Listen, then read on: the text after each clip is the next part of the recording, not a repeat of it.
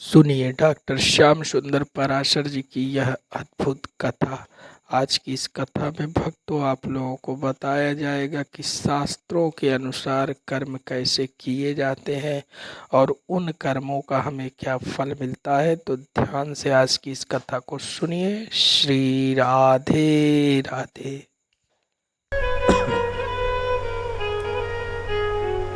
शास्त्र के अनुसार चलोगे तो शास्त्र के अनुसार परिणाम भी उसका पाओगे। आप जंगल में तमाम बढ़िया बाग बगीचा बना करके बढ़िया कुआ बावड़ी भी बना दो, खोद खोद करके अपने परिश्रम के द्वारा, पुरुषार्थ के द्वारा, जबकि वहां कोई नहीं जाता, और आपने बढ़िया चमका दिया। अब किसी से कहो, राजा के पास जाके या किसी के मंत्री के पास जाके, हमने इतनी मेहनत से देखो ये चमकाया, हमको कुछ दो पारिश्रमिक, कोई नहीं देगा। क्यों नहीं देगा? काम तो किया है आपने, पूरा किया है, तो पर किसके कहने से किया है? किसी ने कहा था क्या तुमसे? अपने मन से किया है। अच्छा है, करो, बुराई नहीं है, और पारिश्रमिक मांगने का कोई अधिकार नहीं है। परंतु यदि किसी सेठ साहूकार ने या राजा मंत्री ने आपको आदेश दिया हो, ये काम तुम्हें करना है, इस गली की सफाई करना है, और देखो यहाँ ये कुआं खोदना है, या यहाँ हेडपंप लगवाना है, कुछ भी काम बताया, किसी के आदेश पर यदि आपने काम किया है, तो आप उससे पारिश्रमिक मांगने का अधिकार रखते हैं कि देखो तुम्हारे कहने से हमने ये किया, अब दीजिए हमें परिश्रम का फल। मांगने का अधिकार है। उसी प्रकार मनमुखी ढंग से यदि कर्म करते हो तो आपको ईश्वर से शिकायत करने का कोई अधिकार नहीं। ईश्वर की आज्ञा शास्त्रों में है, शास्त्र के अनुसार कर्म करते हो तो शिकायत करने का अधिकार है कि आपने जैसा कहा हम वैसे चले हैं, तो जैसा आपने कहा है कि ऐसा करोगे तो ये मिलेगा, तो हमें मिलना चाहिए, नहीं मिले तो शिकायत करने के आप अधिकारी हैं। शास्त्र सम्मत जीवन जियोगे तो ईश्वर से भी उंगली उठाने का आपको अधिकार होगा। एक संत हुए हैं उदयनाचार्य जी महाराज, न्याय के महान पंडित, इसी भारतवर्ष में बहुत बड़े विद्वान थे न्याय के। उस समय एक जमाना था शंकराचार्य जी के पूर्व, बहुत बौद्धों का यहां पर प्रभाव हो गया था, चारों तरफ बौद्ध ही बौद्ध हो गए, सनातन धर्म लुप्त प्राय होने लगा था। उस समान जमाने में उदयनाचार्य जी बड़े प्रकांड पंडित, सनातनी विद्वान, तो बौद्धों से शास्त्रार्थ हुआ इनका। ऐसी अद्भुत विलक्षण प्रतिभा थी कि उस शास्त्रार्थ में बड़े बड़े बौद्धों को पराजित कर दिया, सनातन धर्म का डंका बजा दिया बाबा ने, उदयनाचार्य जी महाराज ने। बौद्धों ने कहा ये बाबा को जीतना तो बड़ा मुश्किल है भाई, इसने तो सबको खदेड़ के रख दिया, सबको हरा दिया बौद्धों को। शास्त्रार्थ हुआ करते थे उस जमाने में, शास्त्रों से जय पराजय होती थी। तो बौद्धों ने एक चाल चली, इस बाबा को ठिकाने लगवाओ। कैसे? उसने कहा, बौद्धों ने कहा कि यदि तुम्हारा ईश्वर सत्य है और तुम्हें उस पर विश्वास है तो इस पहाड़ के चोटी से नीचे कूद पड़ो, और यदि तुम कूद पड़े, ईश्वर ने तुम्हें बचा लिया, तो हम सब तुम्हारी चेला बन जाएंगे, मान जाएंगे तुम्हें। अच्छा, बोले हाँ, सब जानते थे बाबा बचने वाला तो है नहीं, और आवेश में आके गिर जाएगा। बाबा मान गए, ठीक है ठीक है। चढ़ गए शिखर पर, पहाड़ के शिखर पर, और फिर उन्होंने कहा यदि वेद वचन सत्य है, यदि वेद के वचन सत्य हैं, ईश्वर की सत्ता नित्य है, सत्य है, यदि ये वचन सत्य है वेद का, तो मेरे प्राणों की रक्षा प्रभु करें। और इतना कह के मार दी छलांग, और बाबा नीचे गिरे, और गजब की बात, कुछ भी नहीं हुआ, उठ के खड़े हो गए, सारे बौद्ध चरणों में गिर गए, हार मान गए। और जब गिरे तो पैर के जो छोटी अंगुली होती है, पैर के सबसे छोटी कनिष्ठ पैर की, उसमें थोड़ा चोट आ गई, थोड़ा छिल गई गिरने से, केवल इतना, पैर के सबसे छोटी अंगुली छिल गई। इसी बात पर भगवान से नाराज हो गए कि मुझे चोट क्यों लगी, तुम्हारे भरोसे पर कूदा था, फिर मुझे चोट क्यों लगी, केवल छिल गई इतने में। और इतने नाराज भगवान के ऊपर तुम्हारे लिए मैंने अपनी जान लगा दी और तुमने हमको चोट दी। नाराज होकर सीधे जगन्नाथ भगवान के मंदिर में पहुंचे। बाबा भयंकर नाराज, ठाकुर जी डर गए, उनके आते कपाट बंद हो गए, अपने आप किवाड़ बंद हो गए। ठाकुर जी को डर लगा और जैसी किवाड़ बंद हो गए ठाकुर जी के, बाबा पहुंचे उधर, किवाड़ बंद, तो और ज्यादा नाराज हो गए और भगवान को डांटते हुए दरवाजे पे आके कहते हैं, ऐश्वर्य मदमत्तोसी माम अवज्ञाय वर्तसे प्राप्ते तु बौद्ध समय मद्धीनात अवस्थिति। मैंने भगवान को डांट रहे, ऐश्वर्य मदमत्तोसी, तुम ऐश्वर्य के मद में इतने मद वाले हो रहे हो कि मेरी अवज्ञा कर रहे हो, मेरे आने पर किवाड़ बंद कर रहे हो। अरे घर में कोई आवे तो उसको किवाड़ खोल के स्वागत करना चाहिए, तुम हमको देख के किवाड़ बंद कर लिए। और याद रखना, जब बौद्ध तुम्हारा खंडन करने लग जाएंगे तो तुम्हारा मंडन करने वाला, तुम्हारा समर्थन करने वाला मैं ही हूं। यदि मैंने समर्थन नहीं किया तो तुम्हारे मठ मंदिर सब समाप्त हो जाएंगे। ये बौद्ध लोग तुम्हारी मूर्तियां फेंक देंगे, तुम्हारे मंदिर तोड़वा देंगे। ऐसे भगवान को डांटा, तुरंत कपाड़ खोल गए ठाकुर जी का। भगवान को डांटते हुए चुनौती दी तो ठाकुर जी के कपाड़ खोल गए। और जब फिर डांटा, भगवान को खूब खरी खरी सुनाई, ठाकुर जी शांति से सुनते रहे। अंत में बोले, बाबा मेरी भी तो सुन लो। अच्छा सुनाओ। ठाकुर जी से कहा, पहले ये बताओ मुझे चोट क्यों लगी। तब भगवान बोले, बाबा आपने क्या शब्द कहा था, यदि वेद वचन सत्य हैं तो मेरे प्राणों की रक्षा हो, ये कहा था ना। यदि शब्द क्यों लगाया? क्या तुम्हें संदेह है कि वेद प्रमाण है कि नहीं है? यदि कहने की क्या जरूरत है? वेद तो सत्य प्रमाण है ही, वेद ही परम प्रमाण है, उसमें यदि लगाने की क्या जरूरत थी? यदि लगाई इसलिए थोड़ी सी चोट लगी।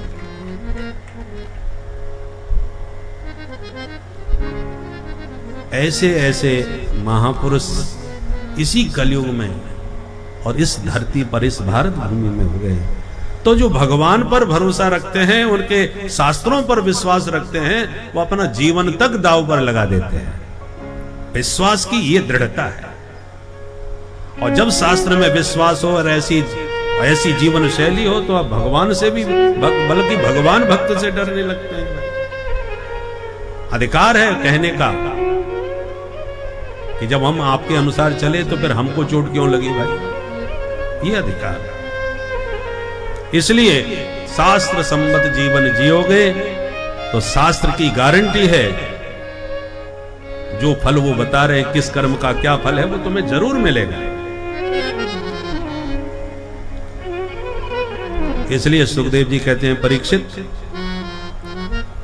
जाने की तैयारी कोई नहीं करता, ऐसे जीवों के लिए तुमने प्रश्न करके बहुत उत्तम लोक का कल्याण किया है।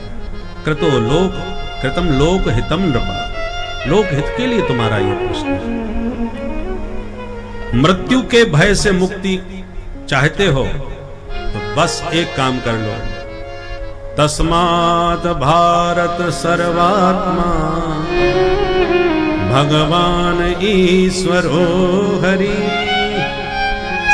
श्रोतव्य कीर्तितव्यश्च स्मर्तव्य चेच्छता भयम्, स्मर्तव्य चेच्छता भयम्। जो सर्व समर्थ हैं, ऐसे सर्व समर्थ ईश्वर की शरणागति ग्रहण कर लो, क्योंकि मृत्यु उसी परमात्मा के अधीन काम करती है। और मृत्यु से डर लगता है तो परमात्मा के दास बन जाओ, मृत्यु खुद आपसे डरने लगेगी। ध्रुव जी तो भजन करने बैठे थे भगवान के ध्यान में, समय हो गया पूरा, मृत्यु सामने आके खड़ी हो गई। मृत्यु की हिम्मत न पड़े कि मैं इनको पकड़ूं। कोई प्रभावशाली कोई नेता हो तो भले ही आदेश हो जाए ऊपर से कोर्ट का कि पकड़ के लाओ, तो अभी हिम्मत नहीं पड़ती उन्हें पकड़ने की। अंत में निवेदन करना है कि सर क्या करें, ऊपर से हुक्म आया, आपको चलना तो पड़ेगा हमारे साथ। ऐसे अनुनय विनय करके लेके जाते हैं, और कोई प्रभावहीन हो तो किसी को भी सीधा गलेवान पकड़ के घसीट के ले जाएंगे। तो आयु पूरी हो गई ध्रुव जी की, मृत्यु सामने है, पर छूने की हिम्मत नहीं पड़ रही मृत्यु की। विमान आ गया गड़गड़ाता हुआ आकाश से भगवान का है, और ध्रुव जी विमान में बैठने को जब बढ़े तब मृत्यु ने हाथ जोड़ करके निवेदन किया, महाराज सशरीर जाओगे तो यहाँ का नियम टूट जाएगा। आप तो भगवान के भक्त हो, नियम मत तोड़ो, सरकार कानून व्यवस्था बनाई रखे, सशरीर यहाँ से कोई नहीं जा सकता। मुझे अपनाओ, पहले मृत्यु का वर्ण करो फिर कहीं जाओ, ताकि यहाँ की व्यवस्था बनी रहे, परंपरा बनी रहे। तुम कौन हो? बोले हम मृत्यु देवता है। अच्छा तो इधर आओ। मृत्यु को बुलाया, बैठाया, और उसके सिर पर पैर रख करके ध्रुव जी ने छलांग मार करके विमान में तुरंत अपने को उपस्थित कर लिया। मृत्यु और मूर्धनि पदम दत्वा, मृत्यु की मूर्धा पर सिर पर पैर रख करके ध्रुव जी विमान में बैठ के गए। मतलब क्या हुआ? मृत्यु की सामर्थ्य नहीं थी ध्रुव जी को छूने की, ध्रुव जी ने ही स्वेच्छा से मृत्यु का स्पर्श किया। भक्ति में वो शक्ति होती है, साधना में वो बल होता है। ऐसे अनेकों आज भी सिद्ध महात्मा हैं उत्तराखंड में, और सबको मिलते नहीं। संपूर्णानंद जी जो हुए हैं, चीफ मिनिस्टर भी रहे थे, उनके भाई थे पूर्णानंद जी, परिपूर्णानंद जी, कल्याण में लेख आया था उनका। उत्तराखंड भ्रमण करने गए, बद्रीनाथ से ऊपर घूम रहे थे, आनंद ले रहे थे पहाड़ों का, झरनों का। एक गुफा दिखाई पड़ गई तो घुस गए।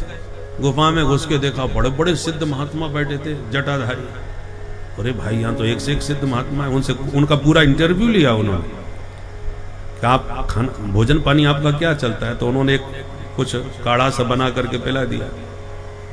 बोले 5-6 महीने की छुट्टी, वो जड़ी है, इसको पीने के बाद भूख प्यास लगती ही नहीं, बाहर जाने की जरूरत ही नहीं। ओहो, देख करके बड़े अचंभित रह गए, और मन में विचार किया कि पत्रकारों को ला करके यहाँ का फोटो खिंचवा करके इंटरव्यू देना चाहिए। ऐसे ऐसे सिद्ध महात्मा आज भी भारत भूमि में हैं। इसलिए कहा महाराज अब मैं चलूंगा, फिर आपके दर्शन करूंगा। महात्माओं ने कहा रहना चाहो तो परमानेंट रह सकते हो हमारे साथ, तुम भी भजन करो यही, भाग्यशाली हो जो आ गए यहाँ। बोले नहीं नहीं महाराज मैं आऊंगा जरूर, आपके साथ ही भजन करूंगा, पर इस समय चलूंगा, अभी मैं घर से कह के नहीं आया, लोग परेशान हो जाएंगे घर वाले। अच्छा तो ठीक है जाओ। चले गए, तमाम पत्रकारों को लेके पहुंचे, हम देख के आए हैं, मिल के आए हैं, हमको मालूम है बहुत अच्छे अच्छे महात्मा हैं, उनका प्रकाश होना चाहिए, लोगों को पता चलना चाहिए। तमाम पत्रकारों को लेके गए, उसी जगह पर हजारों जगह तमाम खोज मारी, पत्थर पत्थर उठा डाला, कहीं बाबाओं को पता ही नहीं चला। गुफा ही गायब हो गई, गुफा कहां है पता ही नहीं चला। कल्याण में उनका लिखा आया अनुभव का कि उसी स्थान पर मैंने कितना खोजबीन करवाया लोगों से, गुफा का पता ही नहीं चला, महात्मा ही नहीं मिले।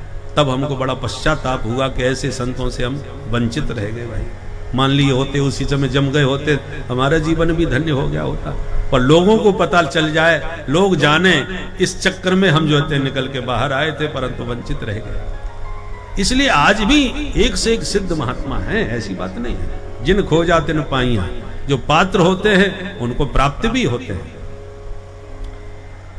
अभी हमारे साथ एक महात्मा जी थे दिल्ली में, उनका नाम तो हमको नहीं मालूम, परंतु हमसे कई वर्षों से जुड़े हुए हैं। बोले हमको हम आत्महत्या करने गए थे बद्रीनाथ में, वो बता रहे थे। हम बहुत बड़े परिवार के बच्चे थे, परेशान थे और दुखी होकर के, अब उनका कारण वो लंबी चौड़ी कहानी है, पर उन्होंने एक बात जो बताई कि हम जब मरने के लिए गए तो बद्रीनाथ से भी ऊपर सतो पंथ है, उधर निकल गए, मरने को तैयार ही थे, तो एक बाबा जी हमको मिल गए। उन्होंने अपनी गुफा में हमको ले जाके खिलाया पिलाया, बैठाया, हमने अपनी पीड़ा उनको बताई, उन्होंने हमको मंत्र दिया, बेटा इस मंत्र का जाप करो। बोले महाराज तो मैं आपसे मिलते रहा करूंगा। बोले नहीं नहीं नहीं, मिलने मत आना, मंत्र लिया, वन भजन करो, जहां रहना है तहां रहो। तो महाराज एक बार आप गुरु हैं तो कम से कम एक बार दर्शन तो आपके होना चाहिए। बोले हाँ, तो यदि तुम्हारी इच्छा है तो 12 वर्ष में एक बार आप हमसे मिल सकते हो, बस और नहीं। ठीक है महाराज, मंत्र लेके आए, उनके द्वारा बताए हुए मार्गदर्शन में साधना भी करते हैं। और आज पहले जब मिले थे उससे 12 वर्ष उनके पूरे हो गए, तो इसलिए वो आए दिल्ली में, हमसे हमारी कथा में रहे। कथा सुन के अब बद्रीनाथ निकल गए। बोले उन्हीं महात्मा से मिलने जा रहा हूँ। 12 वर्ष के बाद समय हो गया पूरा, उनसे मिल करके फिर अयोध्या में लौट करके वो हमसे मिलेंगे। तो ऐसे ऐसे महात्मा बोले उन्हीं से मिल करके, मैंने कि महाराज मुझे अनुभव बताना। वो महात्मा आप 12 साल के बाद मिलोगे, और जब वो मिले थे वो तो आप वयोवृद्ध बता रहे थे, तो अब वो जिंदे ही होंगे कि नहीं होंगे इसकी क्या गारंटी। यदि मिले तो आपको क्या अनुभव हुआ। बोले वो फोटो खींचने नहीं देते, वहाँ कुछ ले जा नहीं सकते। वो महात्मा जो है वो खुद ही अपना फोटो नहीं खींचने देते। तो मिलने के लिए गए हुए, जिस दिन मैं यहाँ आया था उसी दिन वो गए। कहने का तात्पर्य है कि आज भी हैं जो प्राण प्रण से पीछे पड़ करके ऐसे महापुरुषों को जानना चाहते हैं, और उनके अंदर यदि पात्रता है, संत का अनुग्रह उन्हें मिले तो मिलते हैं, ऐसी बात नहीं। ये रत्न गर्भा वसुंधरा है, रत्न इसमें एक से एक भरे पड़े हैं। बस जैसे हर व्यक्ति को रत्न नहीं मिलता, ऐसे हर व्यक्ति को ये वसुंधरा के जो भारत भूमि के रत्न हैं वो भी सबको नहीं मिलते। बोल भारत माता की। तो सुखदेव जी कहते हैं परीक्षित, इसलिए मृत्यु का डर यदि मन से निकालना है तो मृत्यु जिससे डरती है उस परम पिता परमात्मा का आश्रय ग्रहण करो, उनकी शरणागति ग्रहण करो। शरणागति कैसे, उनमें प्रीति होगी कैसे। बोले श्रोतव्य कीर्तितव्य स्मरतव्य, उनके बारे में ज्यादा से ज्यादा सुनो, सुनते सुनते फिर आप भी उनकी कीर्ति का वर्णन करो, सुनो सुनाओ, और फिर एकांत में बैठ के स्मरण करो, ध्यान करो। ध्यान कैसे किया जाता है। बोले पहले 4 बातों का अभ्यास करो। जितासनो जित श्वासो जित संगो जितेंद्रिय, आसन सिद्ध होना चाहिए। पूरक कुंभक रेचक विधि से प्राणायाम का अभ्यास होना चाहिए। संसार से असंग होना चाहिए, मन असंग रहे, अनासक्त, और इंद्रियों पर अपना अनुशासन रहे। ये 4 बातों का अभ्यास करो, तब ध्यान बढ़िया लगेगा। ध्यान 2 प्रकार का होता है, स्थूल और सूक्ष्म।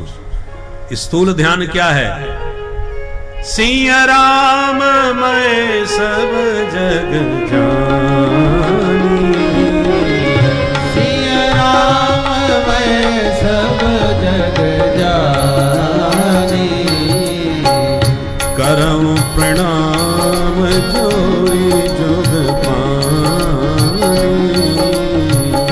करहु प्रणाम जोरी जुग पानी। सारा जगत ईश्वरमय है। संसार में ही, जगत में ही जगदीश्वर का दर्शन करो।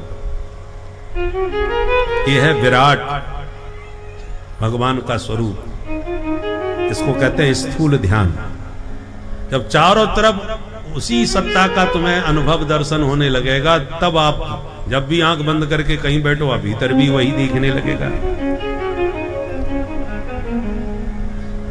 सब बाह्याभ्यंतर शुचि, बाहर से पहले शुद्ध हो, फिर भीतर से शुद्धि होगी।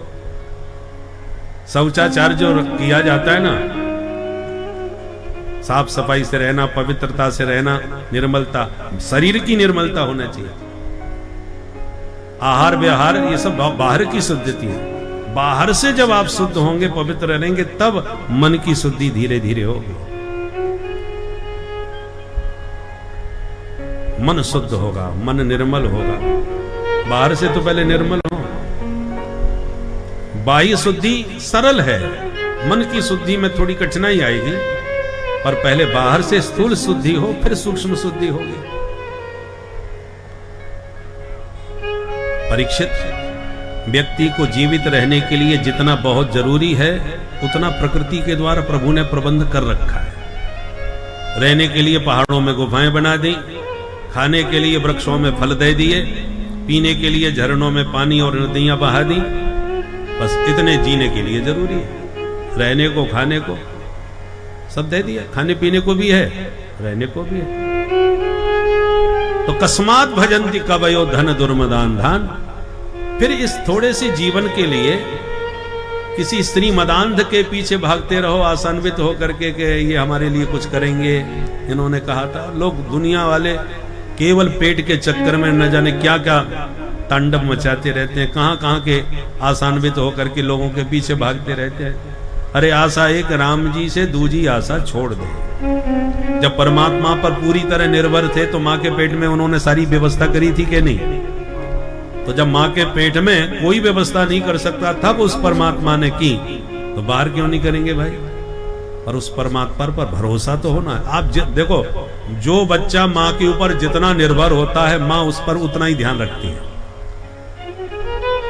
दो महीने के बच्चे को 2 मिनट भी नहीं छोड़ते, हर समय खाना पीना नहलाना सबका ध्यान रखती है। वही बच्चा जब 20 साल का हो जाता है तो मां निश्चिंत हो जाती है, क्योंकि खुद करने लगता है। 2 महीने भी बाहर विदेश में कहीं चला जाए तो मां निश्चिंत रहती है, समझदार है, होशियार है, भला बुरा समझता है। उसी प्रकार आप जितना भगवान पर निर्भर रहोगे, भगवान तुम्हारा उतना ही ख्याल रखेंगे। योगक्षेमम बाहाम्यहम की प्रतिज्ञा है, तुम्हारा सब प्रकार से निर्वाह करेंगे। और भरोसा हो कैसा? भगवान कहते हैं अनन्याश्चिंतयन्तो मां, अनन्य भाव से बस तुम मेरा चिंतन करो, मेरे ध्यान में मस्त रहो, फिर तुम्हारी आवश्यकताओं की पूर्ति मैं करूंगा। भरोसा तो हो। रक्षापेक्षा अपेक्षते, भगवान कहते हैं हम रक्षा तो करते हैं, पर रक्षा की तुम अपेक्षा भी तो करो हमसे। अब जब अपेक्षा ही नहीं है उनसे तो भगवान क्यों रक्षा करेंगे? फिर तो करो और भरो, ये कानून है, जैसा करोगे वैसा भरोगे। अब कृपा से जुड़ना है तो भरोसा भी करना पड़ेगा। दुनिया में है जो भरोसे योग्य नहीं है, हम सब पर भरोसा करके ही चल रहे हैं, क्योंकि बिना विश्वास के, बिना भरोसे के दुनिया नहीं चल सकती। सवेरे सवेरे पहुंच जाते हैं नाई की दुकान पर, जरा दाढ़ी बना दो, फटाफट ब्रेक लगा, उस तरह गले पर घुमा रहा है। कितना भरोसा है उस पर, हमें कितना विश्वास है कि वो ब्लेड आपके गर्दन पर चला रहा है, परंतु आप बिल्कुल निश्चिंत होकर आंख बंद करके बैठे। कहीं अविश्वास मन में आ जाए, कहीं ये कुछ गड़बड़ ना करे तो कैसे चलेगा, कैसे दुकान चलेगी? सब भरोसा करते हैं। हजारों एक्सीडेंट ट्रेन में भी हो रहे हैं, प्लेन में भी हो रहे हैं, और लाखों लोग प्रतिदिन सफर कर रहे हैं। प्लेन दुर्घटना घटी, एक झटका लगा, अरे इतना बड़ा हवाई जहाज गिर गया, कैसे कैसे लोग मरे, छोटे छोटे बच्चे। तो क्या हवाई जहाज में बैठना बंद कर दिया? नहीं नहीं, लाखों लोग सफर कर रहे हैं। हम ही सफर करके आए, 60,500 किलोमीटर का सफर करके आए महाराज अभी पिछले महीने। कहां गए? सब जगह हवाई जहाज, ट्रेन थोड़ी जाएगी वहां पर। सारी दुनिया चल रही है, विश्वास के बल पर ही चल रही है, भरोसे पर ही चल रही है, परंतु जिस पर भरोसा होना चाहिए बस उसी पर भरोसा नहीं करते, बाकी सब पर है। इसलिए विश्वास करो भगवान के ऊपर। सरक्षता रक्षति यो ही गर्भे, वो हमारी सदा रक्षा करेंगे। और संत इसी भरोसे पर जंगलों में भी मस्त रहते हैं।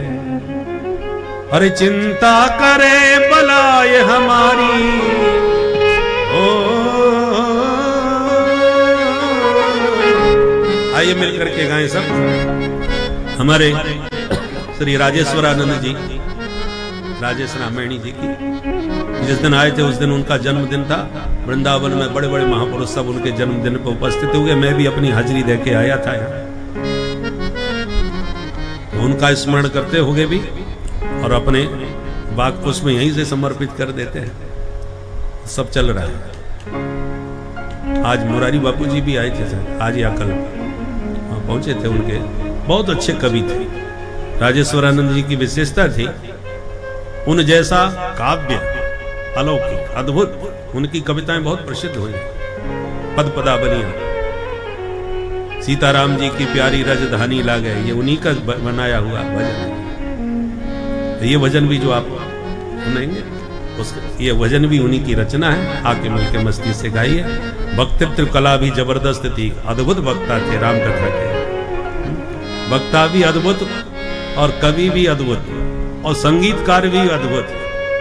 अद्भुत संगीत था उनका, इसलिए उन जैसी राम कथा अद्भुत किसी के पास नहीं मिलेगी। ऐसा कोई रामायणी भारत में नहीं जो उनको न छूता हो, उनकी बात या उनका कोई गुण ग्रहण न किया हो। ऐसे अद्भुत रामायणी है।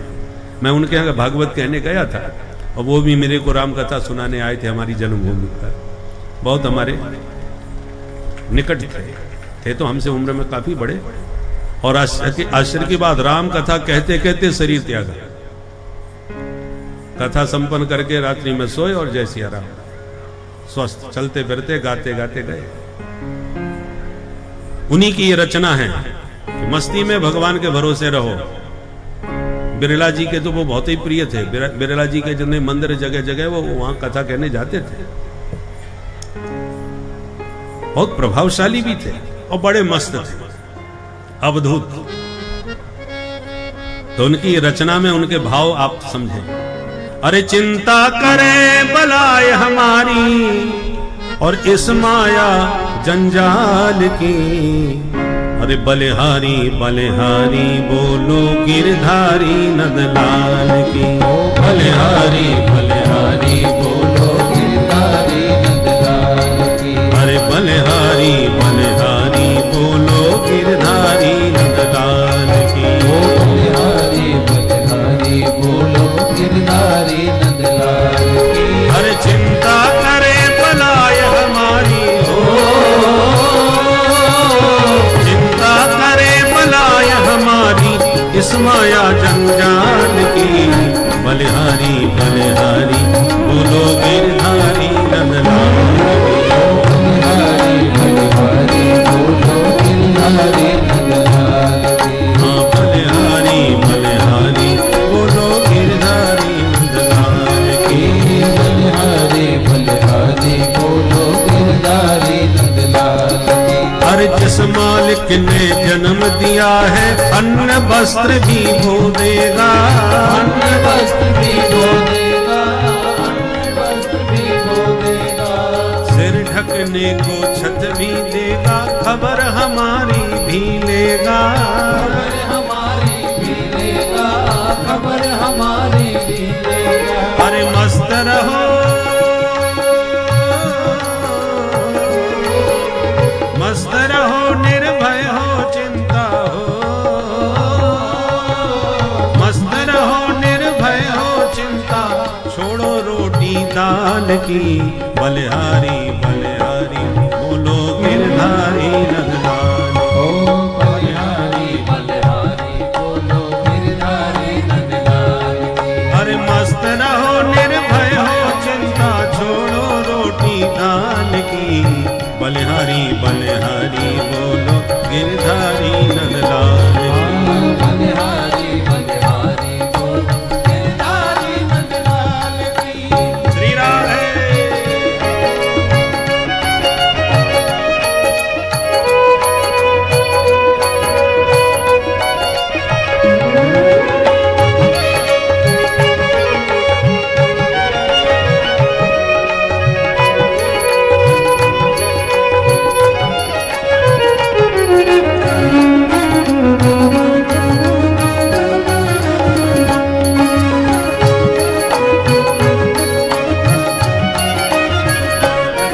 अरे अमर आत्मा अविनाशी है, नासवान यह काया है। नासवान यह काया है, नासवान यह काया है। हर जड़ हो करके चेतन भासे, यही प्रभु की माया है। यही प्रभु की माया है, यही प्रभु की माया है। अरे जड़ चेतन का भेद समझ कर हो, जड़ चेतन का भेद समझ कर शरण गहो गोपाल की। बलिहारी बलिहारी बोलो गिरधारी नंदलाल ओ की। बलिहारी बलिहारी बोलो गिरधारी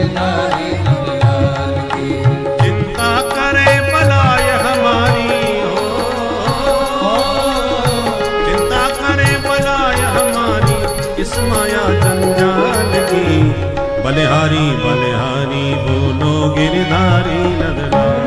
ओ बलिहारी बलिहारी बोलो गिरधारी नंदलाल की। बोलो गिरधारी नंदलाल की। गिरधारी नंदलाल। श्री राधे।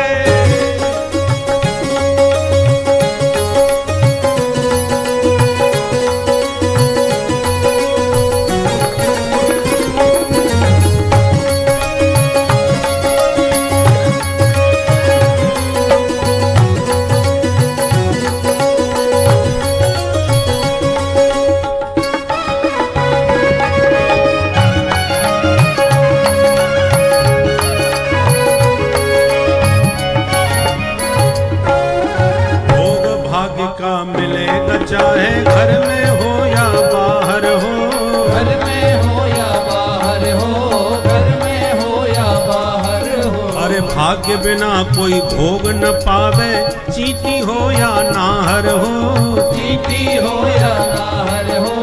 चींटी हो या नाहर हो। अरे शांत रहो हर हाल में इच्छा हो। शांत रहो हर हाल में इच्छा, नहीं करो धन मान की। बलिहारी बलिहारी बोलो गिरधारी नंदलाल। बलिहारी बलिहारी बोलो गिरधारी नंदलाल की। अरे बलिहारी बलिहारी बोलो गिरधारी नंदलाल की। बलिहारी बलिहारी बोलो गिरधारी नंदलाल। बोलो गिरधारी नंदलाल की। गिरधारी नंदलाल। बोलो गिरधारी नंदलाल की। गिरधारी नंदलाल की। बोल बंसी वाले की। तो जब भगवान ने सब जगह हमारी व्यवस्था कर रखी है, तो हम किसी श्रीमान धनवान के पीछे आसान्वित होके क्यों भागते फिरे? उन्हीं के ऊपर भरोसा रखना चाहिए, और उसी के भरोसे पर महात्मा लोग बड़े मस्ती से रहते हैं। सुखदेव जी कहते हैं, परीक्षित,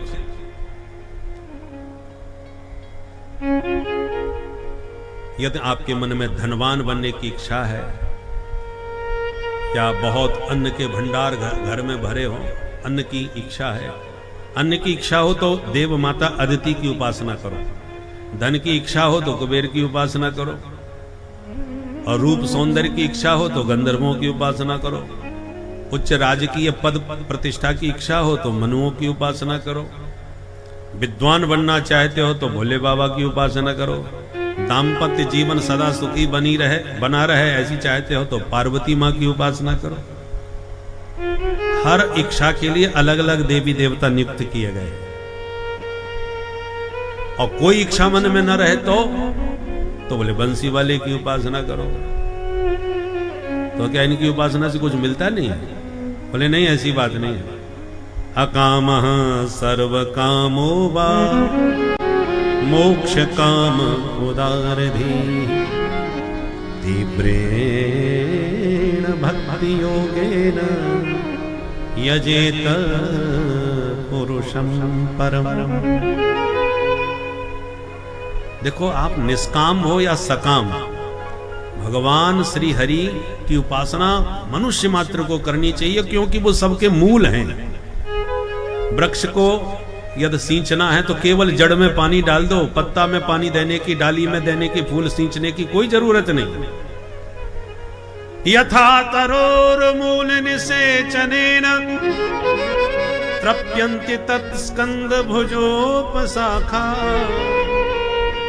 यथा तरोह मूल निसेचनेन, तरुवर के मूल का सिंचन करने से तृप्यन्ति तत् स्कंद भुजोपशाखा, उसके स्कंद माने जो डालियां हैं, शाखाएं हैं, पत्ते हैं, फूल हैं, सब सिंचित हो जाते हैं अपने आप। फिर अलग अलग पानी सबको देने की जरूरत नहीं पड़ती। ऐसे ही मूलम हि विष्णुर्देवानां यत्र धर्म सनातन, सनातन धर्म के मूल हैं भगवान श्री हरि विष्णु। अब यहां पर भ्रम लोगों में, कोई कहते हैं शंकर जी मूल हैं, कोई कहते हैं गणेश जी मूल हैं।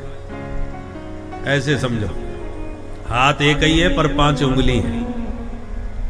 एक को भी पकड़ लिया तो व्यक्ति पकड़ में आ गया। पूरा पकड़ में आ गया। उसी प्रकार तत्व की जहां बात करते हैं, ब्रह्म जिसको कहते हैं, तत्व जिसको कहते हैं, वो एक ही है। एकम सद विप्रा बहुधा बदंती, परम तत्व एक ही है। एको ब्रह्म, ब्रह्म एक ही होता है, 2 4 5 नहीं है, परंतु उसके 5 स्वरूप हैं। इसको पंचदेव कहते हैं। हमारे यहां पंचदेवों की उपासना है। ब्रह्मा, विष्णु, महेश, शक्ति और गणेश, ये 5 देव हैं।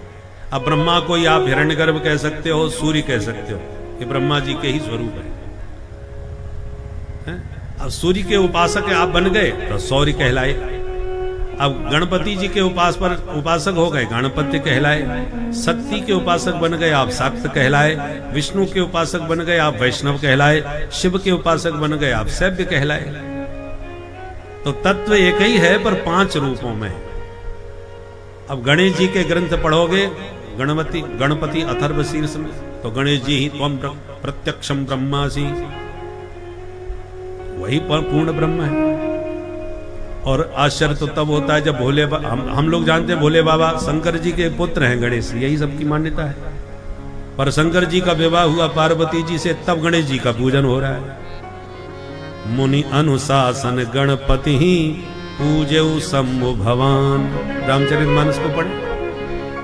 भव और भवानी पूजन कर रहे हैं गणेश जी का।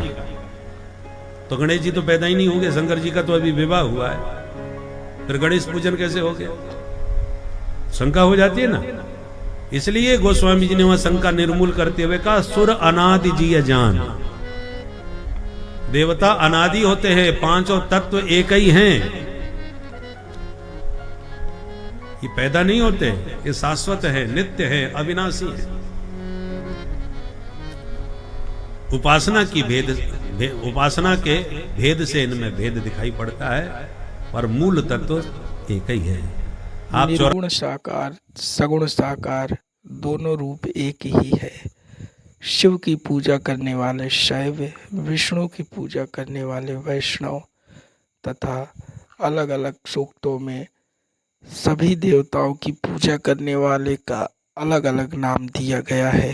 किंतु सभी कर्म, सभी भोग और सभी जप तप पूजा पाठ सिर्फ एक ही तत्व की तरफ समर्पित होता है, ईश्वर रूपी तत्व पर, जिनसे ही सभी देवता उत्पन्न हुए हैं।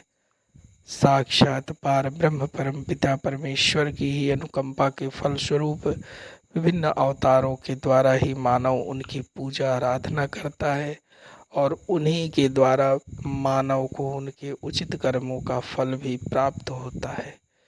तो तत्व में भेद करने के लिए अपने बुद्धि को आप लोग संशय में ना पड़ने दें और संशय रहित होकर ईश्वर की भक्ति करते रहें।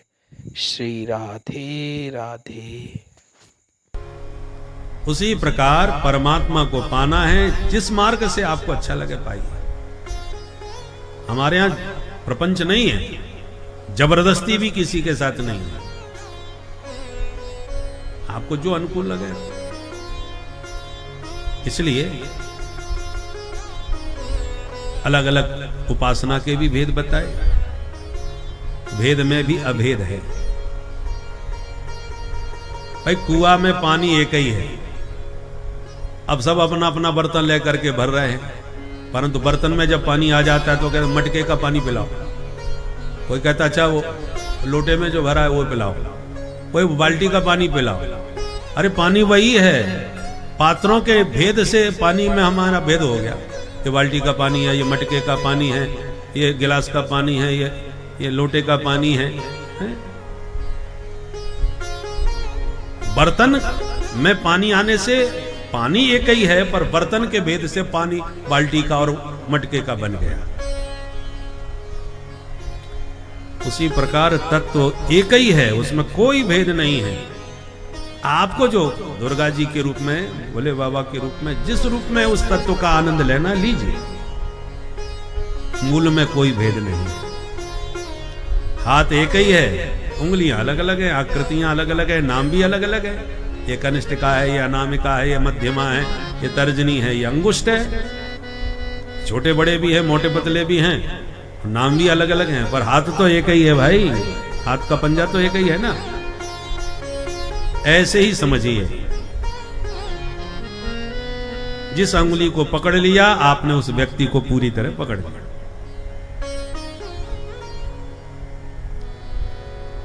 अच्छा महाराज ये बताओ, भगवान ने यह संसार कैसे बनाया? तब सुखदेव जी ने पहले मंगलाचरण किया, प्रभु का स्मरण किया। तस्मै सुभद्र श्रव से नमो नमः। जिनका श्रवण करने से जीव का सब प्रकार से मंगल हो जाता है, ऐसे प्रभु के चरणों को हम बारंबार प्रणाम करते हैं। कहते परीक्षित, यही प्रश्न एक दिन ब्रह्मा जी से उनके पुत्र नारद जी ने पूछा कि पिताजी सारा संसार जब आप ही बनाते हो तो आंख बंद करके ध्यान किसका लगाते हो? तब ब्रह्मा जी ने समझाया, देख बेटा, श्रीमन नारायण के नाभि से कमल पैदा हुआ, कमल से ब्रह्मा जी का जन्म हुआ, और ब्रह्मा जी ने विचार किया मैं कौन हूं। चारों तरफ देखना चाहे तो चतुरानन हो गए, चार मुख हो गए। कमल नाल में घुस गए पर कुछ मिला नहीं, कुछ समझ में आया भी नहीं। तो फिर ऊपर बैठ करके बोले को हम, कौन है हम? तो उनके कान में दो अक्षर सुनाई पड़े, तप। तब ब्रह्मा जी तपस्या करने बैठ गए और कठोर तप किया। दिव्य वर्षों तक जब तप किया, तब ब्रह्मा जी के कान में 4 श्लोकों के द्वारा भगवान ने प्रकट होकर के उपदेश दिया। भगवान का दर्शन भी किया और 4 श्लोकों में जो उपदेश दिया उसी का नाम है चतुश्लोकी भागवत। ये 4 श्लोक भागवत के हम सब सनातनियों को याद होने चाहिए, ना हो तो लिख लो और उसका रोज पाठ करो, नित्य पाठ करो। उसके पाठ करने से पूरी भागवत का पाठ का फल मिलेगा। 4, क्योंकि इसको चतुश्लोकी भागवत है। ये भागवत के बीज है। बीज छोटा होता है, खाद पानी मिलने पर विशाल वृक्ष बन जाता है। ऐसे ही भागवत के ये 4 श्लोक बीज रूप में है, उसी का 18,000 श्लोकों में विस्तार हुआ है। भगवान उपदेश दे रहे हैं, ध्यान से सुनिए। अहमेवा समेवाग्रे नान्यद् यत्सदसत्परम् पश्चादहं यदेतच्च यो वसिष्येत सोऽस्म्यहं प्रतीर्थं यत् प्रतीयेत न प्रतीयेत चात्मनि तद्विद्यादात्मनो माया यथा वासो यथा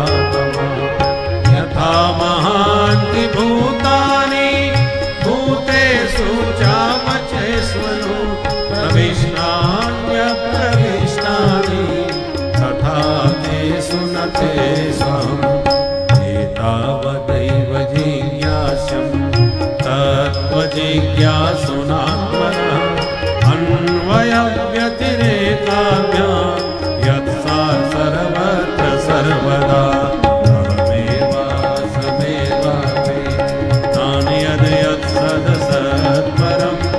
पश्चादहं यदेतच्च यो वसिष्येत सोऽस्म्यहं यो वसिष्येत सोऽस्म्यहं।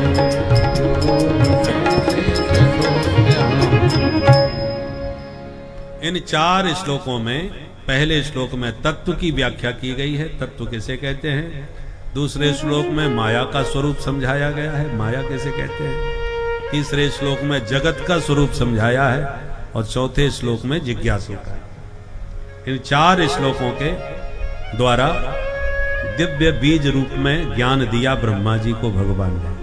इसके 10 लक्षण भी गिनाए, सर्ग विसर्ग स्थान पोषण ऊती मनवंतर कथा ईशान कथा निरोध मुक्ति और आश्रय। ये 10 लक्षण श्रीमद् भागवत के, और ये 10 लक्षण तृतीय स्कंद से प्रारंभ होते हैं।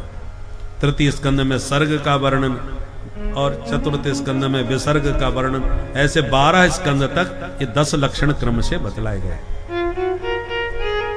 तृतीय स्कंद में सर्ग का है, सर्ग माने सृष्टि, सृष्टि का विस्तार कैसे होगा वो तृतीय स्कंद में विस्तार से समझाया। पहले विदुर जी का चरित्र सुनाया कि जब विदुर जी के समझाने पर भी धृतराष्ट्र नहीं माने और दुर्योधन ने उनका अपमान कर दिया कि भाग यहां से, हमारे टुकड़ों पर पलता है और हमको समझाता है। तो विदुर जी समझ गए कि अब ये समझने वाले नहीं, सुधरने वाले नहीं, चलो। तो स्वयं धनुर्द्वार निधाय अपने हाथ से धनुष्मान दरवाजे पर रख करके निकल गए। सुखदेव जी कहते हैं विदुर जी नहीं निकले। सनिर्गतः कौरव पुण्य लब्धा, कौरवों का सारा पुण्य विदुर के रूप में जा रहा है। विदुर जी धर्म के अवतार है। कौरव पक्ष में जब तक धर्मावतारी विदुर जी रहे तब तक कौरव ठीक रहे, और धर्म रूपी विदुर का परित्याग कर दिया तो विदुर जी के जाते ही कौरव धर्म निरपेक्ष हो गए। और धर्म निरपेक्ष होने वालों की जो दुर्दशा होती है वही कौरवों की हुई, वो आज भी हो रही है। बोलो राधे राधे। कौरवों की पार्टी वैसे बहुत शक्तिशाली थी एक जमाने में। 100 भाई थे, 11 अक्षौणी सेना उनके साथ खड़ी थी, और पांडव केवल 5 भाई थे, सिर्फ 7 अक्षौणी सेना उनके साथ थी। कमजोर पक्ष था, पांडवों का पक्ष बहुत कमजोर था, शक्ति की दृष्टि से, बाहर की दृष्टि से। और कौरव हर प्रकार से बलशाली थे, इसलिए हमेशा ऐंठ में रहते थे, किसी को कुछ नहीं समझते थे। एक जमाना था जो मनमानी खूब करी महाराज इन कौरवों ने, खूब अत्याचार भी किए धर्मनिष्ठ पांडवों के ऊपर, परंतु धर्मो रक्षति रक्षिता। सनातन धर्म के प्रति निष्ठावान पांडव धर्म पर विश्वास करके चले तो कमजोर होते हुए भी सफल हुए, महाभारत के विजेता बने और शक्तिशाली दिखाई पड़े। कौरव इतने शक्ति संपन्न होने पर भी 100 के 100 भाई मारे गए, सारी सेना मारी गई, सब प्रकार से उनका पराभव हुआ, सर्वनाश हुआ। कारण क्या था? धर्म रूप विदुर जी उनके पक्ष में तो थे, पर माना किसी ने नहीं, महत्व किसी ने नहीं दिया, उनकी बात एक भी नहीं मानते थे कौरव। अरे धर्म को मानोगे तो धर्म रक्षा करेगा भाई, केवल कहने से कोई धर्मात्मा नहीं हो जाता। धर्मानुसार आचरण भी तो करो, धर्म की मानो, सुनो। धृतराष्ट्र अंधे थे पर बहरे तो नहीं थे, सुनाई तो पड़ रहा है। तो नालायक बेटा क्या बोल रहा है विदुर जी से, बड़ों से कैसे बात की जाती है, पर आंख बंद करके सुन रहे हैं, समझ भी रहे हैं, बोल कुछ नहीं रहे, मौक हो गए। इसलिए उनका नाम है धृतराष्ट्र। राष्ट्र को पकड़ लिया फिर छोड़ना नहीं चाहते, राष्ट्र को पकड़ के जकड़े बैठे हैं, सत्ता से बाहर ना हो जाएं। बाहर हो गए तो बेचैन हो जाते हैं बेचारे, व्याकुल हो जाते हैं कि कुर्सी कब मिले, कैसे मिले, चाहे देश को बर्बाद करना पड़े, चाहे बदनाम करना पड़े, और कुर्सी हमें मिलनी चाहिए, बेचैनी हो रही है। धृतराष्ट्र गद्दी छोड़ना नहीं चाहता था, ये जानते हुए कि दुर्योधन नालायक है, पर नहीं, पीएम तो पप्पू बनेगा। पांडवों के प्रभाव से परिचित है। धृतराष्ट्र जानता है युधिष्ठिर जी सब प्रकार से शक्तिशाली हैं, युद्ध माने राज्य करने में सारे दिव्य गुण इनके पास हैं, फिर भी नहीं, दुर्योधन के नालायक होने पर जानते हुए भी धृतराष्ट्र ने पांडवों को परित्यक्त करके दुर्योधन को ही गद्दी देने का षड्यंत्र रचाया। दुर्योधन का विद्वेष प्रकट था, सब जानते थे कि ये कैसा है, पर धृतराष्ट्र का जो द्वेष था वो गुप्त था, वो दिखाई नहीं पड़ता था।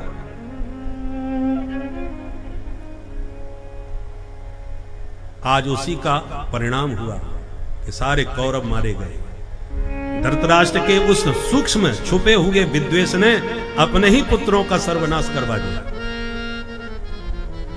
इसलिए धर्म की ईमानदारी से रक्षा करो तो वही रक्षित धर्म तुम्हारी भी ठीक से रक्षा करेगा।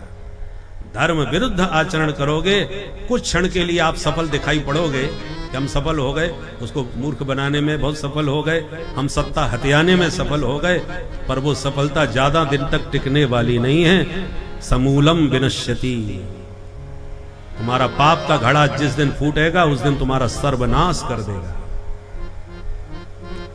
इसलिए कौरव मारे गए और पांडव विजयी हुए। विदुर जी तो चले गए तीर्थ यात्रा करने के लिए, डूबती हुई नैया पर कोई बैठना नहीं चाहता, विदुर जी समझ गए कि नालायक और सर्वनाश निश्चित है, ये मानते किसी के है नहीं, इसलिए पार्टी छोड़ो, चलो भजन करो, जीव अपना जीवन तो सफल करो, इनके चक्कर में अपनी जिंदगी बर्बाद क्यों कर रहे हो। विदुर जी चले गए तीर्थ यात्रा करने। तीर्थ यात्रा करते करते उनसे जब उद्धव जी मिले तब उन्होंने बताया महाभारत पूरा हो गया और गोविंद भी अपनी लीला स्मरण करके अपने धाम को भी चले गए।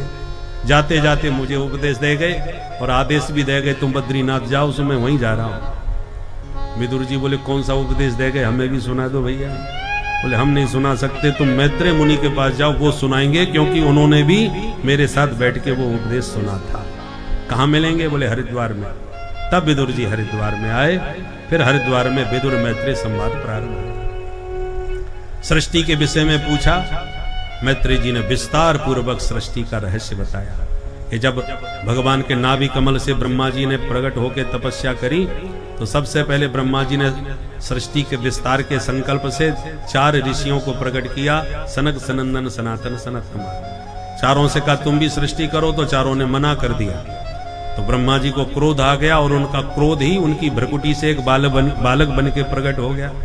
मुझे नाम दो और काम दो, बस बालक यही रट लगाए। ब्रह्मा जी बोले तुम रोते भयंकर हो, इसलिए नाम है रुद्र, और काम इस समय केवल सृष्टि के विस्तार का है, तुम करोगे, बोले कर देंगे। भगवान रुद्र ने भूत प्रेत डाकिनी पिशाचिनी पैदा कर डाली। ब्रह्मा जी बोले बस हो गई सृष्टि भैया, तुम शांति से बैठो। तो बोले बाबा भजन में मस्त। अब की बार ब्रह्मा जी ने 10 ऋषियों को प्रकट किया, मरीचि, अत्रि, अंगिरा, पुलस्त, पुलह, क्रतु, भृगु, वशिष्ठ, दक्ष और देवर्षि नारद। वाणी से सरस्वती, छाया से करदम ऋषि, ये सब संकल्प की सृष्टि थी। अब की बार ब्रह्मा जी ने वाम अंग से कन्या और दक्षिण अंग से पुरुष को जन्म दिया, नाम रखा मनु शतरूपा। अब तुम दोनों मिलके मैथुन सृष्टि का विस्तार करो। तो स्त्री पुरुष के संयोग से जो सृष्टि हुई है वो मनु शतरूपा से हुई। तो हम सब मनु की संतान हैं, इसलिए हमको मानव कहा जाता है। मनु पुत्र मानव, मानव कहो या मनुष्य कहो, मनु से ही संबंधित है। और जो मनु महाराज को गाली देते हैं वो अपने पूर्वजों को ही गाली दे रहे हैं, किसी और को नहीं। वो भी मनुवादी हैं, इसलिए मानव है। और वो यदि मनुवादी नहीं मानते अपने आप को तो उनको मानव कहने का अधिकार नहीं है। अब उनको खुद ही पूछना चाहिए कि वो अपने को मानव नहीं मानते तो क्या मानते हैं भाई। बोलो राधे राधे। इसलिए हम सबके पूर्वज महाराज मनु हैं और हम सब उनकी संतान हैं। मनु महाराज के मुख्य 5 संतान हुई, 3 बेटी 2 बेटा। बेटा हुए प्रियव्रत और उत्तानपाद, और बेटियां हुई आकुति, देवहूति, प्रसूति। एक दिन मनु महाराज ने ब्रह्मा जी से कहा कि एक आदि दैत्य हिरण्याक्ष धरती को ही उठा के ले गया, अब क्या हो। तो ब्रह्मा जी ने ध्यान किया, ध्यान ते ही छींक आई और ब्रह्मा जी की नासिकारंध्र से भगवान विशाल वराह रूप में प्रकट हो गए। बोल वराह भगवान की।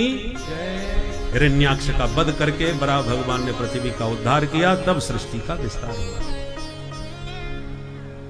महाराज मनु की मझली बेटी हैं देवहूति, जिनका विवाह करदम ऋषि से हुआ, जिनके द्वारा 9 बेटियों का जन्म हुआ और 10वीं संतति के रूप में साक्षात भगवान कपिल रूप में प्रकट हो गए।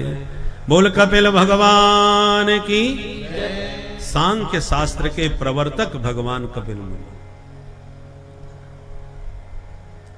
कपिल भगवान के दर्शन करने ब्रह्मा जी अपने ऋषि पुत्रों को साथ में लेके आए। नारद जी कहीं बाहर घूमने गए थे, बाकी 9 ऋषि साथ में आए। तो जब दर्शन करके लौटने लगे तो करदम जी ने निवेदन किया, महाराज मेरे घर में 9 बेटी, आपके साथ में 9 बेटा, बढ़िया जोड़ा बन जाएगा यदि आपकी आज्ञा हो तो। बोले सुभस्य शीघ्रम। तो करदम जी ने 9 बेटियां अपनी ब्रह्मा जी के वो 9 ऋषि पुत्र थे उनको ब्याह दी यथा योग्य। सिर्फ नारद जी बचे, सो बेचारे बचे ही रहे। उसके बाद करदम जी ने कहा बेटियां ससुराल गई, बेटा तुम्हें मिल गया, जिम्मेवारी पूरी हुई, अब हम चलते हैं। और करदम जी तपस्या करने चले गए। ब्राह्मणों का कर्तव्य है बेटा बेटियों का विवाह करके ब्रह्म चिंतन में पूरा जीवन लगा देना चाहिए, क्योंकि ब्राह्मण शब्द का सार्थकता तभी है जब ब्रह्म ज्ञान संपन्न हो जाए, तब ब्राह्मणत्व उसका सार्थक होता है। इसलिए करदम जी के जीवन में कोई कमी नहीं थी। कामक विमान था जिसमें बैठ के उड़ते थे, विमान था उस जमाने में। देवहूति जैसी समर्पित पत्नी थी, कपिल जैसा बेटा, अनुसुईया और अरुंधति जैसी बेटियां, कोई कमी नहीं, फिर भी सब छोड़ छाड़ के चले गए। इसको कहते हैं वैराग्य। उसको वैराग्य नहीं कहते कि घर में भाई खटपट के चल बाबा के मठ पर, लड़ाई झगड़ा हो गया, सोई मूड खराब हो गया, हम तो चले हरिद्वार में, अब जिंदगी में लौटेंगे नहीं घर। और सीतापुर स्टेशन पर पहुंचते पहुंचते पप्पू की याद आई, सोई वापस लौटे आए। वो तो मुझे अपने पोते की याद आ गई, नहीं तो मैं लौटने वाला थोड़ी था। ये तो मरकट वैरागी ऐसे बहुत होते हैं। और सच्चा वैराग्य करदम जी का है, जो इतना सब कुछ होते होंगे भी सब छोड़ के चले। अनुकूलता में जब वैराग्य हो तो असली वैराग्य है। प्रतिकूलता में वैराग्य तो बहुतों को चढ़ता है, पर टिकाऊ नहीं होता। परिस्थितियों के कारण वैराग्य आ रहा है, परिस्थिति अनुकूल हो जाएगी तो फिर राग हो जाएगा, प्रतिकूल हो गई तो वैराग्य हो गया। ये टिकाऊ नहीं होता। सब कुछ अनुकूल है घर परिवार में, फिर भी मन में आसक्ति घर में न रह जाए, वो असली वैरागी है। पर वैराग्य तो किसी को भी हो सकता है, पात्रता है वो तो अपनी अपनी। चिनगारी कही, गोस्वामी जी को उनकी पत्नी की बात चिनगारी की तरह लगी और उनका ज्ञान का दीपक जल गया। बहुत से लोग कहते हैं गोस्वामी जी में कोई विशेषता नहीं थी, उनकी पत्नी की फटकार ने उन्हें संत बना दिया। भाई पत्नी की फटकार से कोई संत बन जाता तो घर घर में संत बैठे होते आज। ऐसे कोई संत नहीं बनता भैया। वो तो घी बाती सब तैयार हो दिया में, बाती भी है घी भी है, तो फिर चिनगारी की जरूरत है। एक चिनगारी लगी दीपक जल गया। और ना बाती है ना घी है तो चाहे जितनी चिनगारी जलती रहे क्या फर्क पड़ता है, दीपक में कुछ दम ही नहीं है तो कैसे जलेगा। इसलिए संस्कार भी पूर्व जन्मों के होते हैं, जो किस बात पर किसके ज्ञान का दीपक जल उठे कोई पता नहीं। अब घर में केवल 2 सदस्य रह गए, माता देवहूति और उनके बेटा भगवान कपिल। एक दिन मां अपने पुत्र के पास आई और कहा, बेटा निर्विन्ना नितराम भूमन असत इंद्रिय तर्षणा येन संभाव्यमानेन प्रपन्नाधम तम प्रभो। हे प्रभु, मैं जानती हूं आप परम ज्ञानी हैं। मैंने अपने जीवन में सारे सुख भोगे, पति से, पुत्र से, बेटियों से, दामाद से, मेरे जीवन में सब कुछ मुझे मिल गया, पर फिर भी मेरा विषयों से वैराग्य नहीं हो रहा। इसका क्या कारण है? जब सब कुछ पा लिया तो मुझे पूर्णता का आनंद भी तो मिलना चाहिए, पर ऐसा नहीं है। अभी भी मेरे चित्त में कामनाएं भरी हुई हैं, अभी भी कुछ पाने की इच्छा मन में बनी हुई है। तो मैं जानना चाहती हूं कि संसार में जितना कुछ व्यक्ति पा सकता है वो मैं पा चुकी हूं। जब सब कुछ पा चुकी हूं तो पूर्णता मेरे जीवन में क्यों नहीं है? और वो पूर्णता यदि नहीं है तो क्यों नहीं है, और वो कैसे आएगी, वो कृपा करके बताओ। और मां अपने ही पुत्र से, देखो बालादपि सुभाषितम ग्राह्यम, आपका बेटा भी यदि गुणी है तो उससे गुण लेने में संकोच नहीं करना चाहिए। अरे बालक की तो छोड़ दो, कीचड़ में पड़ा हुआ सोने की मोहर हो तो उठाने में संकोच नहीं किया जाता। मोहर तो मोहर है, सोना तो सोना है, चाहे कीचड़ में पड़ा हो चाहे गंदगी में कहीं पड़ा हो, उसका मूल्य देखो। मोल करो तलवार का, पड़ी रहे नंदो म्यान। तलवार की क्वालिटी देखो, म्यान को क्या देखना। इसलिए जिससे भी कोई बढ़िया बात सीखने को मिले, बिना किसी संकोच के, अहंकार त्याग करके ग्रहण करना चाहिए। कपिल बेटा है, उनकी मां है देवहूति, और जानती है बेटे की दिव्यता को, पुत्र के दिव्य प्रभाव से परिचित हैं। इसलिए आज स्तुति करती हुई इनकी शरण में जाके कहती हैं कि पुत्र अपने ज्ञान की कुठार उठाओ और मेरे अज्ञान के वृक्ष को जड़ सहित काट करके मिटाओ। तम त्वागता शरणं शरण्यं तम तं शरणं शरणं स्वभृत्य संसार स्वभृत्य संसार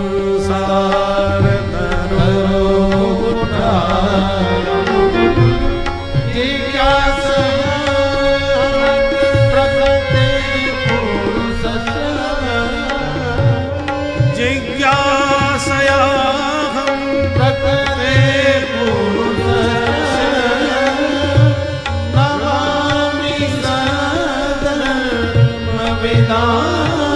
वरिष्ठं नमामि सधर्मविदां वरिष्ठं नमामि सधर्मविदां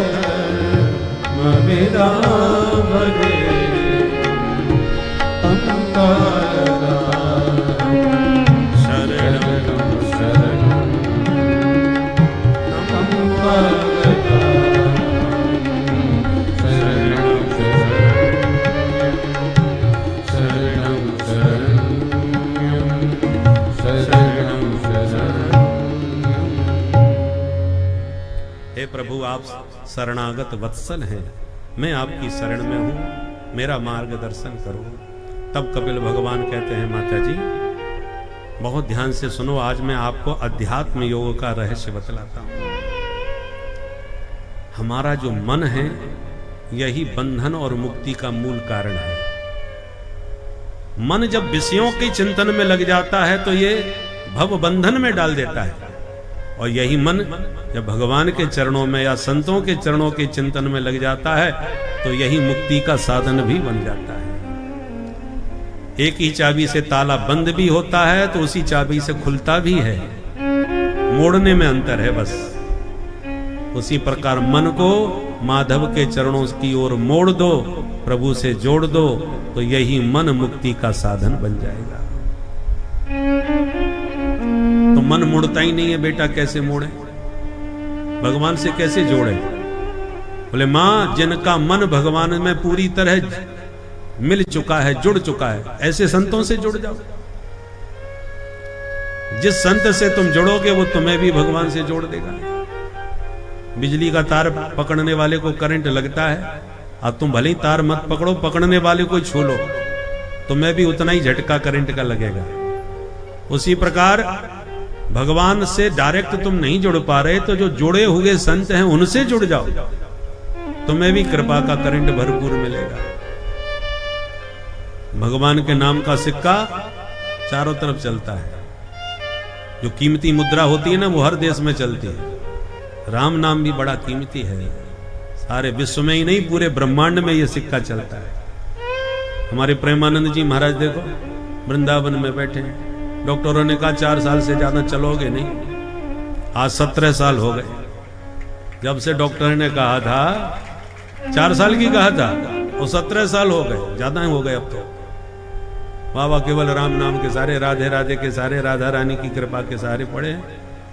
क्या हमारा देश की तो क्या कहां की विभूतियां सब, हम जहां विश्व में गए वहां के देश के लोग भी बोले महाराज वृंदावन में जाना चाहते। क्यों? बिहारी जी के दर्शन करने? बोले नहीं, बाबा के दर्शन करना है, प्रेमानंद बाबा से मिलना। ऐसा प्रभाव हो गया महाराज, दूर दूर से लोग पागल होकर के आ रहे हैं। एक से एक हस्ती। क्या है बाबा के पास? कुछ नहीं, मृत्यु की प्रतीक्षा में बाबा बैठे थे, केवल राधे राधे नाम का आश्रय लिया, सब उनकी शरण में आने लग गए।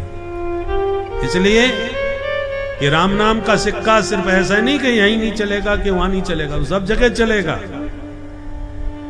बहुत कीमती है ये, बस इसकी कीमत हमको पता नहीं है। जिसको पता होती है और जो इस सिक्के को पकड़ लेता है, कमा लेता है, तो सारी दुनिया, धनवान के पीछे दुनिया पड़ती है।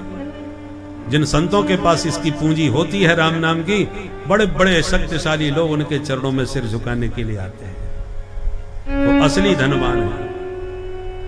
कबीरा सब जग निर्धना, धनवंता नहीं को,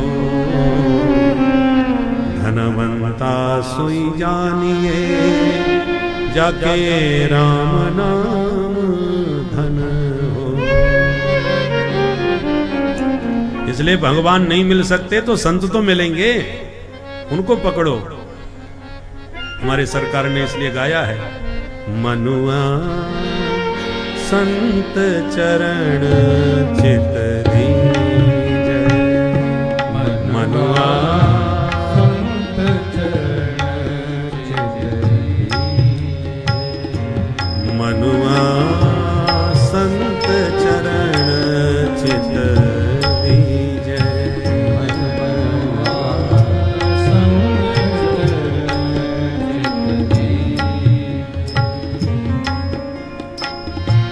करी सत्कार सेव सद भावन,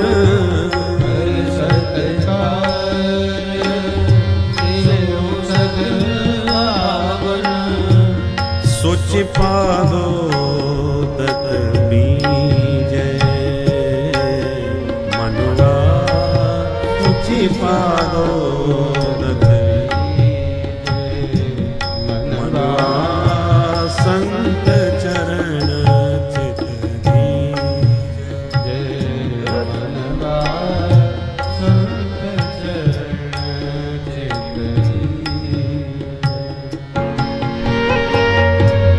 मृत कहीं अमृत करत पाद पय, मृत कहीं अमृत करत पाद पय। संतों का जो चरणोदक है चमत्कारी होता है।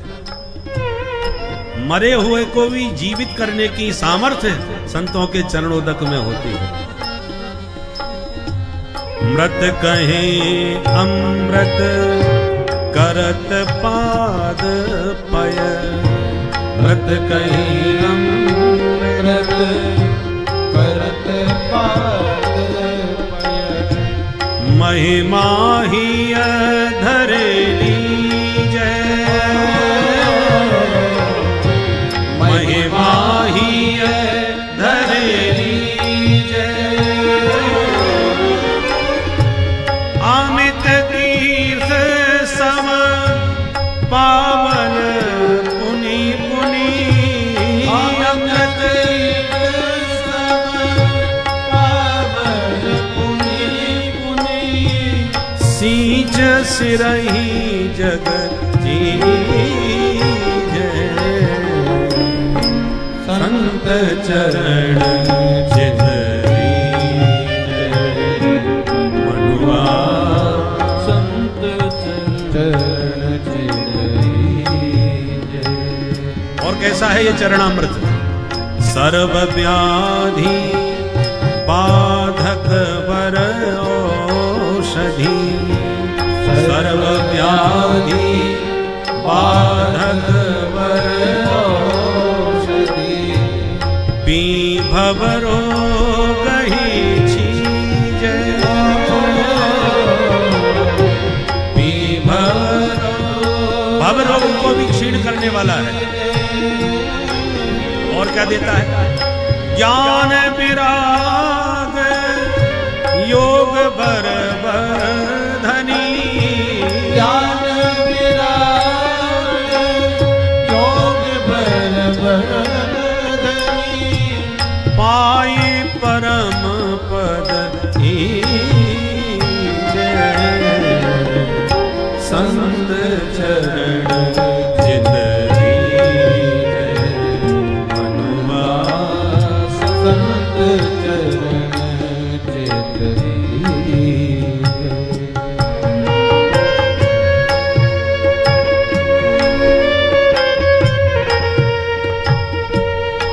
आदि व्याधि को दूर करने वाला और भव रोगों को मिटाने वाला संतों का चरणोदक होता है। ज्ञान वैराग्य की शक्ति को बढ़ाने वाला है। रोग मिटता है तभी शक्ति आती है।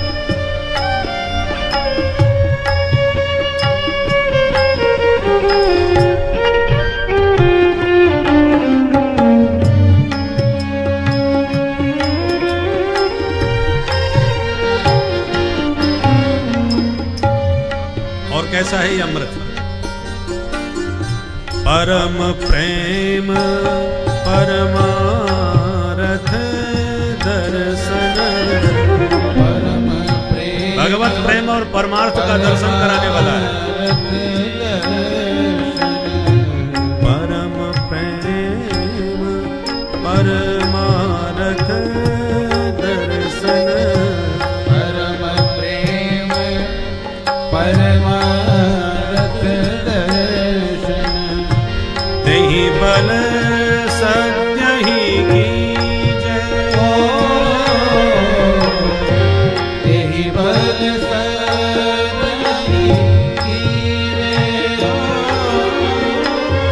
श्रीदास राम हर्षण सोई से, श्रीदास राम हर्षण सोई से, श्रीदास राम हर्षण सोई से, श्रीदास राम हर्षण सोई से, चाहत राम रस भीजे, संत चरण चित दीजै, मनुआ संत चरण चित संत चरण चित, संत चरण चित दीजै। ये हमारे गुरुदेव भगवान का पद है। इसमें संतों के चरणोदक की महिमा का बड़े भाव के साथ वर्णन किया गया है, जो कपिल भगवान ने अपनी मां से कहा कि मां सताम प्रसंगान मम वीर्य संविदो भवन्ति हृत कर्ण रसायना कथा, तज्जोषणादास्वपवर्ग वर्त्मनि श्रद्धारतिर् भक्तिरनुक्रमिष्यति। संतों के प्रसंग में, संतों के सानिध्य में निरंतर गोविंद के गुण सुनते सुनते सुनते सुनते आप भी गोविंद के दीवाने बन के ही रहोगे, बच नहीं सकते। श्रीमद् भागवत कथा का सबसे सुंदर अंश में से एक यह सांख्य दर्शन भी है, जो भगवान कपिल के द्वारा अपनी माता जी को सुनाया जाता है, जिसमें सभी शरीर, आत्मा, परमात्मा, सभी संबंधों का सटीक वर्णन किया गया है। आप लोग इस सांख्य दर्शन को ध्यान पूर्वक सुनिए और इसको कंठस्थ कीजिए, क्योंकि समस्त ब्रह्म ज्ञान का सार इसी सांख्य दर्शन में ही छुपा हुआ है। तो आप लोग भी इस सांख्य दर्शन के द्वारा भगवान कपिल की शिक्षाओं को ग्रहण कीजिए और उन्हें अपने जीवन में उतारिए, क्योंकि साक्षात भगवान के ही स्वरूप भगवान कपिल ही उस समय इस अगूढ़ तत्व को लोगों के सामने प्रस्तुत किए, जिसमें आप लोगों ने गंगा सागर की कथा सुनी, माँ गंगा का उद्भव कैसे हुआ।